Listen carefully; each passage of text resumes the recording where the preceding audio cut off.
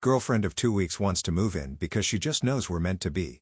So I, 20 male, recently started dating this girl, 22 female, and things have been great until now. We've been officially together for 2 weeks, and out of nowhere, she asked if she could move in with me. She says she just knows we're meant to be and that since we already spend so much time together, it makes sense. She also mentioned how her current living situation isn't great, but I feel like moving in this early is way too fast. I told her I wasn't comfortable with it yet, and she got upset saying I must not take the relation seriously. Now I'm questioning myself. I really like her, but I don't want to rush things and ruin what we have. Am I overreacting? No. OP, you're not overreacting. 2 weeks into a relationship is way too soon to be making a major life decision like moving in together. That's insane. This isn't about whether you take the relationship seriously. It's about setting a healthy pace and making sure you're both truly compatible before making such a big commitment. You did the right thing. You listened to your gut and set clear boundaries. If she's already making you feel guilty for having a completely reasonable hesitation, that's a red flag. If she's in a bad living situation, that sucks. But it's not your responsibility to fix it. Don't let guilt or pressure dictate your decision. Stay firm in what feels right for you. And if she can't respect that, then she's showing you exactly why moving in together would be a mistake. So again, OP, you are definitely not overreacting at all. And what do you guys think? Let me know in the comments section. And now let's check out the community comments. Buko Fever 412 says, no, that's a big red flag. Sounds like she might be riding the crazy train. Cut your losses now and get out while you can. And Dopey responds, I wouldn't say she's crazy, but it's definitely a huge red flag. I'm not planning on breaking up over this alone, but I'm going to set some firm boundaries and see how she handles it. If she keeps pushing them, then, yeah, I might have to rethink things. NB Kaz says she's using you to get a better place to live or she just falls way too fast. Both are things you need to pay attention to and stick with what you know is right. And OP responds, yeah, that's what I'm worried about. I don't want to assume the worst about her, but the timing feels off. I get that she might just be really into me, but I also don't want to be someone's safety net instead of a partner. I'm definitely sticking to my decision. Just needed to make sure I wasn't being too harsh. And Realistic B4345 says, I'm a female and let me start by saying she's using you. I have met so many male versions of her. She mentions her living situation is crappy equals I need someone better than here so I will use you and convince you you're special. You are the one. My honest advice, end it. She doesn't want you. She wants what you have to offer her. That is not someone you want or need in your life. Ops in post update. Well, that escalated fast. After our talk, she kept acting weird and a couple of hours ago, she flat out told me she thinks I was serious about us. When I stood my ground, she got upset and said she needed someone who was all in. At this point, I'm pretty sure this was more about her situation than our relationship. Not gonna lie. It sucks, but I'd rather find out now than later. Thinking about ending things soon. Appreciate all the advice. Well, the community agreed that OP was not overreacting and that he should really just try to get out of there because she's probably using him. And from his end post update, that's exactly what it sounds like. However, this story doesn't end here and it gets a little bit more crazier with OP's next post. So let's move on with that. This post, same subreddit, same OP. Am I overreacting? My girlfriend made a spare key without telling me. So I thought my girlfriend moving too fast was the biggest red flag. Turns out, I was wrong. Backstory. We've been dating for 2 weeks, but we knew each other for a few months before that. Out of nowhere, she asked to move in. I told her no. She got upset. Guilt tripped me a bit, but I thought that was the end of it. Fast forward, I get home from work, open my door, and she's inside my apartment sitting on my couch. Like, she freaking lives here. I just froze and asked, how did you get in? She held up a spare key. I never gave her a key. She smiled and said, oh, I made a copy last week when you left yours on the counter. I figured it'd be easier this way. I figured it'd be easier? I told her this was insane, that she had no right to do that, and she just acted like I was overreacting. She said she was just planning for our future. I took the key from her and told her to leave, and now I'm seriously questioning how I let it get this far. So, yeah, this relationship is officially over. I just hope she doesn't still have another copy. Well, if I was you, I would change the logs like right away. Additionally, I may also take all of my relevant and important documents and put them in a folder or something or a backpack, and ask one of my best friends to hold it for me for a little bit while I get the changed logs and maybe put up some security cameras as well. That's just weird and creepy at the same time. That's too much. What do you guys think? Let's check out the community comments to see what they said. The Lost Girl Moxie says, did she also make a family photo album and show you your future children? Put her toothbrush in your bathroom. Love Fern. Not overreacting. Change those locks. And OP responds, honestly, at this point, I wouldn't be shocked if she's already started picking out our wedding date. I'll definitely look into changing the locks. Automotions Girl says, girl has no boundaries and that is not okay. It's only been 2 weeks. Y'all have been officially together and she's already rushing to come move in with you. You already discussed that's not what you want. Run. Run as far as you can away from her. It's not going to be pretty if you continue this relationship with her. Change the locks just in case she has extra copy of that key.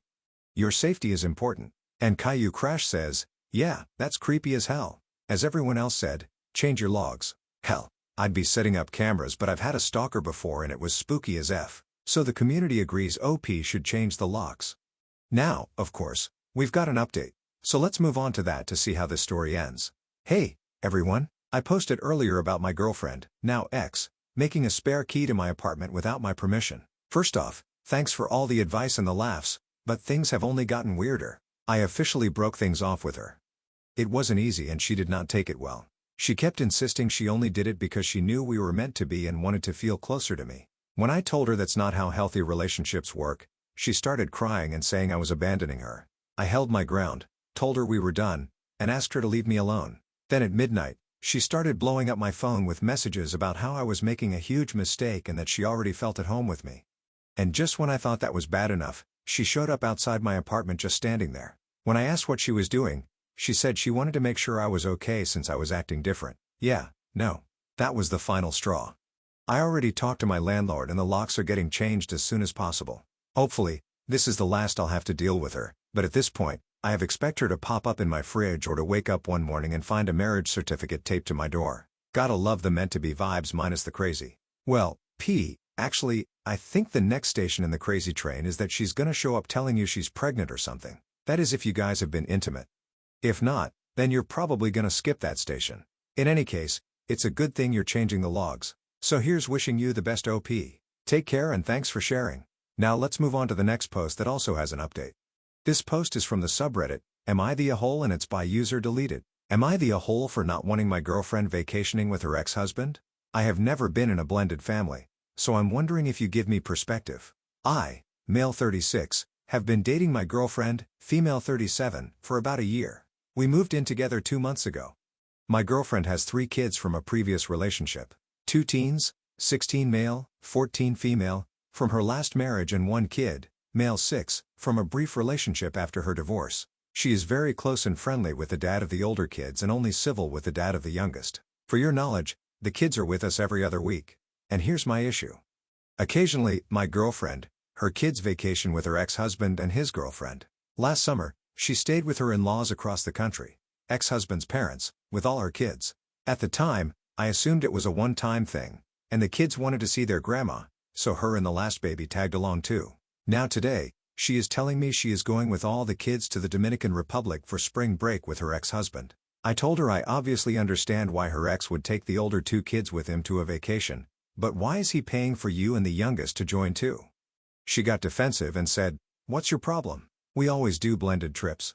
I said, "So it would be okay if I go on vacation with my ex's friends?" She said, "No, because I don't have a baby with my ex, so that makes 0 sense." I told her I feel uncomfortable and how long is she planning to do this?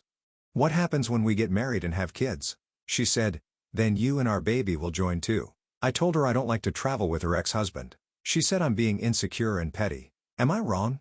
Am I unreasonable for asking my girlfriend not to travel with her ex? She says her ex pays for her trips, so she helps with childcare. The thing is her older kids are teens, so they don't need childcare. I told her he is clearly not over you, and she got mad at me.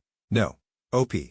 You're not being an asshole or unreasonable. There's a big difference between being amicable with an ex for the sake of the kids and taking family vacations together on his dime. I think her dismissing your concerns as insecurities is unfair and a red flag. You're not asking her to cut ties with her ex. You're asking for clarity on what her boundaries are, how long she expects this arrangement to continue, and where you fit into it long term. So stand firm on your boundaries and clarify your expectations for the future. If she expects you to be okay with these trips indefinitely but would not be okay with you doing the same, then the double standard speaks for itself, and you have to decide whether you really want to be in this relationship or not. So again, OP, you're not the a-hole and don't let yourself get gaslit. And what do you guys think? Let me know in the comments section, and now let's check out the community comments. NC Junior 591 says, so she's traveling with her ex-husband, his girlfriend, and her children. What's missing in this equation? You, her live-in boyfriend. It sounds like she likes having you around, but doesn't want you fully in her life. Yes, you live with her, but she didn't invite you on yet another vacation. She also doesn't care about your feelings. She has made that clear. I would let her go, and when she's gone, move out and move on with your life. Do not get her pregnant. If she gets pregnant, this will be your life. Jojo81 says, not the a-hole.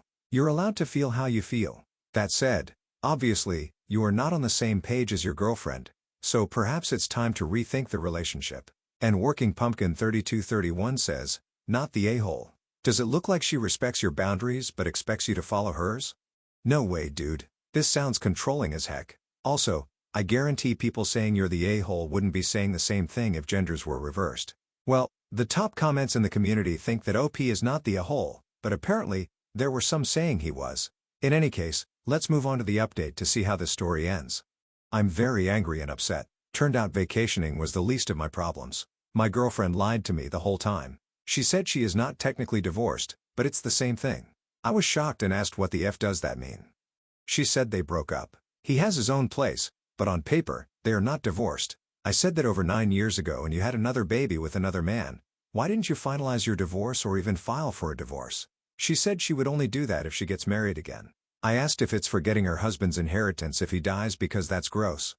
She said she doesn't want a divorce and I don't care. I told her she lied to me. She said she was divorced. She said divorced and separated are the same thing and I'm stuck on some technicality. She said, I'm old-fashioned and backward. I told her I am old-fashioned and I'm ending my relationship with a married woman. I told her she needs to move out as soon as possible. She got upset and started crying. They haven't even filed for divorce. I told her, so it's an open marriage? You each have a side piece? He wasn't being generous for paying for the vacations. You are his wife. Of course, he had to pay. She said I was delusional, and open marriages are gross, and they are separated. Anyway, I told her I don't care and luckily, she has a husband to help her. She got angry and stormed off. I don't care. Not my problem anymore. I want her and her kids out of my place as soon as possible. And to the people who said I was in a hole for not vacationing with her husband, dude is 10 years older than me, a chain smoker and an alcoholic. No, I don't like to vacation with a douchebag. It doesn't matter anymore. She can vacation freely now with her family and her husband's lover.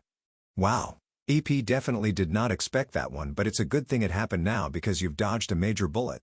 Good for you for getting out of there. So on that note, here's wishing you the best in the future. OP. Thanks for sharing and take care. And now let's definitely finish this video with a mood booster post. This post is from the subreddit Malicious Compliance, and it's by user CatlessBoyMom. Lowest fare possible, lowest possible rate. Back before cell phones and TSA checkpoints, I was working as an admin assistant. Ray was my department head and had a great sense of humor. When I was hired on, Ray made sure I understand that I worked for him. Even though I would do some office-wide work, he was my boss. Clint was in charge of another department in our office. Flying from our office to a satellite office for a day or two was common for people in both departments, and I was in charge of making standard pre-approved travel arrangements. If someone needed to change unexpectedly, they were supposed to handle those themselves. Clint seemed unable to understand that. At some point, Clint decided that he wanted to cut travel costs, lowest possible fare, lowest possible rate for his department. Lowest possible fares were always the 5 a.m. outbound and 11 p.m. return flights. Clint didn't care. A couple of weeks into this policy, Clint is to head to the satellite office for some in-person meetings. Game on. Lowest possible fare, lowest possible rate. Clint left on the 5 a.m. flight. The lowest rate car rental company didn't keep their cars available at the airport. Clint had to take the shuttle to their off-site location to pick up his car. Sadly for Clint, the shuttle didn't start running until 8 when his first meeting was scheduled to start. Oops. The client refused to reschedule that day, but agreed to the next morning. At some point, it dawned on Clint that he either had to fly home and back or get a room for the night. He chose to get a room and of course call me. One lowest possible rate room coming up. Unsurprisingly, that room didn't have security on site like he was used to.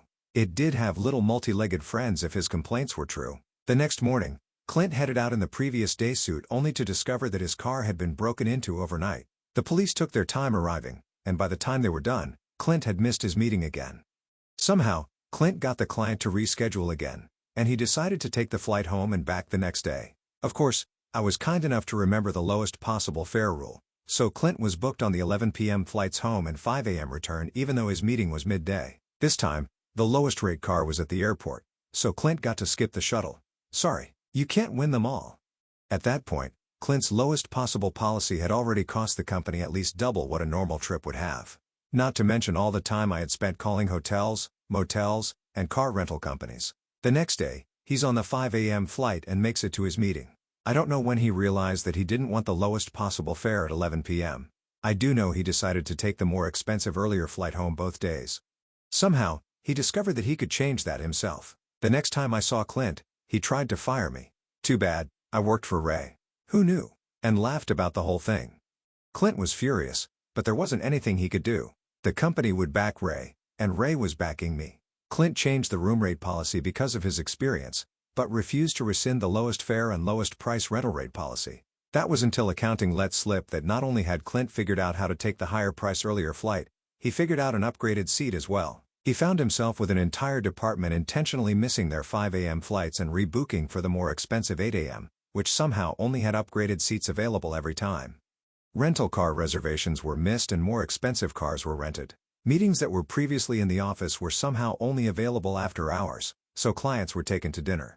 Dinner included alcohol, so rooms were booked at hotel closest to the restaurant and returning flights scheduled for the next day.